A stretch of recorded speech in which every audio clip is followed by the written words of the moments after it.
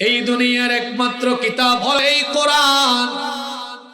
কোরআনের একটা আয়াতের সাথে আরেকটা আয়াতের ছন্দের বড় চমৎকার মিল আছে। কোরআনকে এই জন্য কোরআন বলা হয় কারণ এই কিতাব কোরআনের একটা আয়াতের সাথে আরেকটা আয়াতের যে চমৎকার মিল আছে, এমন চমৎকার মিল আপনি দুনিয়ার অন্য কোনো কিতাবের ভেতরে খুঁজে পাবেন না। কোরআনুল কারীমের যে কোনো সূরা আপনি তেলাওয়াত শুরু করবেন, দেখবেন ছন্দের এক অসাধারণ মিল আছে। দেখেন আপনাদেরকে তেলাওয়াত করায়া কয়েকটা সূরা তেলাওয়াত করায়া বুঝায় দেই। বলেন তো সবাই, কোরআনুল কারীমের সবচাইতে ছোট সূরার নাম কি? সূরাতুল কাউসার। একজন বাবা একজন ভাই চুপ থাকবেন না, সবাই আমার সঙ্গে সূরাটা পড়েন। ইন্না আতাইনাকাল কাউসার ফাসাল্লি লিরাব্বিকা ওয়ানহার ইন্না শানিআকা হুয়াল আবতার। ইন্না আতাইনাকাল, এত আস্তে বললে হবে না, জোরে বলতে হবে। ইন্না আতাইনাকাল ফাসাল্লি লিরাব্বিকা ইন্না শানিআকা হুয়াল। প্রত্যেকটা আয়াতের শেষে র সাকিন আছে না নাই? কি সুন্দর ছন্দ মিল। যে সূরায় যাবেন সেই সূরায় মিল আছে। সূরা ইখলাস আমরা পড়ি, কুল হুয়াল্লাহু আল্লাহুস লাম ইয়ালিদ ওয়া লাম ইয়াকুল লাহু কুফুয়ান। ছন্দ মিল আছে না নাই? আবার আমাদের পছন্দের সূরা সূরা রহমান যদি আমরা পড়ি, দেখবেন সেখানেও ছন্দের মিল আছে।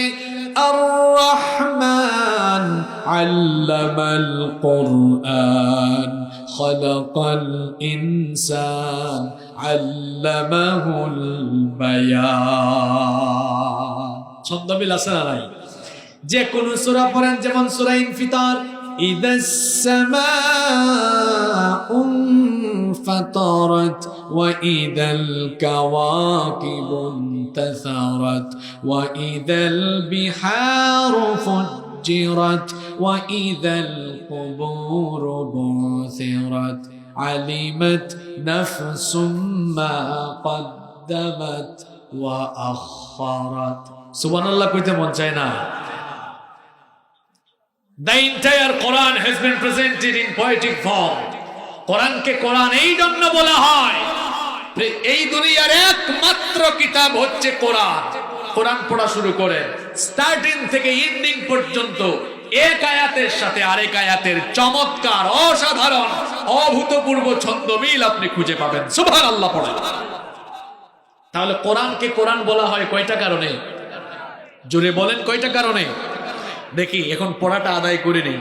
এক নম্বরে কোরআনকে কোরআন বলা হয়, দুনিয়াতে এই কিতাব সবচেয়ে বেশি পড়া।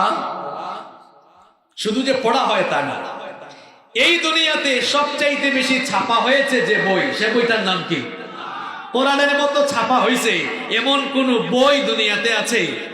রেকর্ড ১৫০০ বছরে কোরআন এত পরিমাণ ছাপা হয়েছে।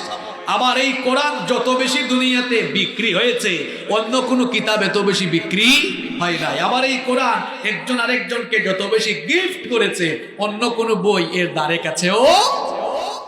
তাহলে কোরআনকে কোরআন বলা হয় কয়টা কারণে? দুইটা। এক নম্বর, কোরআন দুনিয়াতে সবচেয়ে বেশি পড়া হয়। দুই নম্বর, কোরআনের এক আয়াতের সাথে আরেক আয়াতের মিল আছে, ছন্দ মিল আছে। এই জন্য কোরআনকে কি বলা হয়? মনে থাকবে? আচ্ছা।